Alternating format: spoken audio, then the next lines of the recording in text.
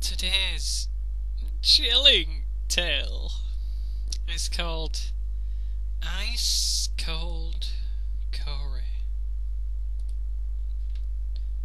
Today was very cold, so I decided to find the nearest house and ask if I could stay there for a while. I was freezing over. Reasonable.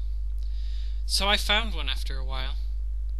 It looked like a normal house, except it was in the middle of the woods.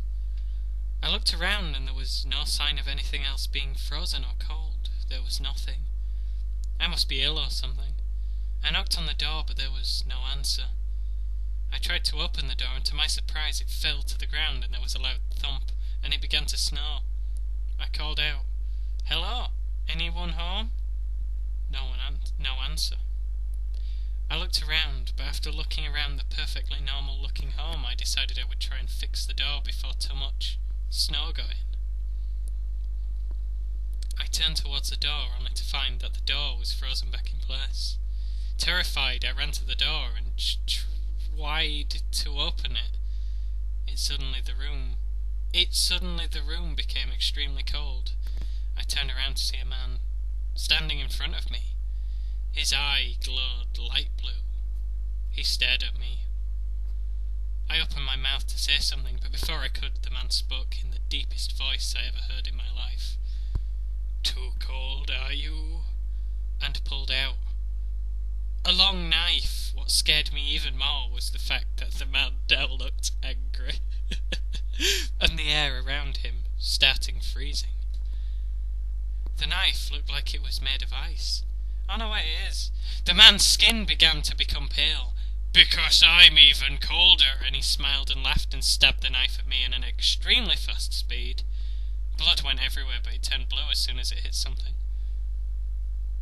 There once was a kid who spent most of his time on the computer, had little to no friends, but still enjoyed his life as much as everyone else did.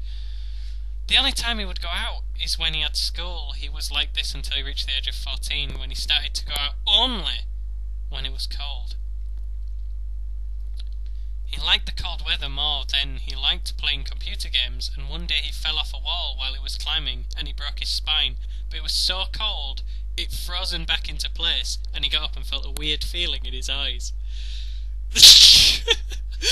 He went home and decided that he would never go outside again, and he remembered that his spine was frozen and that the heating was on, but realised that his whole body was freezing even though the whole room was really hot.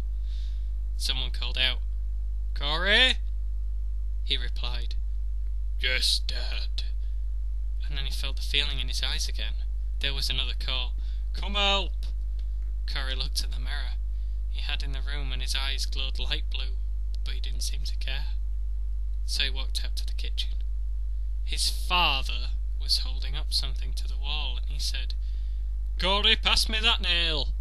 So he did, and then he looked at the knife at the other side of the room. His dad wasn't watching Cory or behind him, so Cory walked to the knife and grabbed it. He walked towards his dad with the knife behind his back and kicked the ladder that he was standing on with super fast speed, shot his hand out with his knife. He had stabbed his dad in the head. He walked out of the house with the knife and it started snowing. He looked at his clothes. He had a grey hoodie and green cargo trousers, and he also had a hat on. He threw his hat on the ground and put his hood up. "I'm well known for wearing a hat all the time," he said with a deep voice. "I'm well known for wearing my hat all the time," he said with a deep voice that shocked him. He noticed the blood, but something strange about it. The blood had started turning blue. Walking out of the street, he decided his new area of living and looked up to the woods. "Perfect." He felt a sharp pain when he said that. He shouted, "What the fuck?" His voice became very deep now. Surprised, he dropped the knife and it shattered. He picked it back up and it was frozen together again. Why has my voice changed so fast and so deep? And why has my knife just frozen itself together again? He laughed and saw something looking at him. The man stood there shivering as Cory came closer to him and said, "Too cold, are you?" The man stepped backwards. "Because I'm even colder." Cory threw himself at the man with extreme speed and stabbed the man in his heart, and blood rushed out. Cory left the man there and walked into the woods and ran away to the home that had been abandoned for 7 years. Have fun sleeping tonight, kids.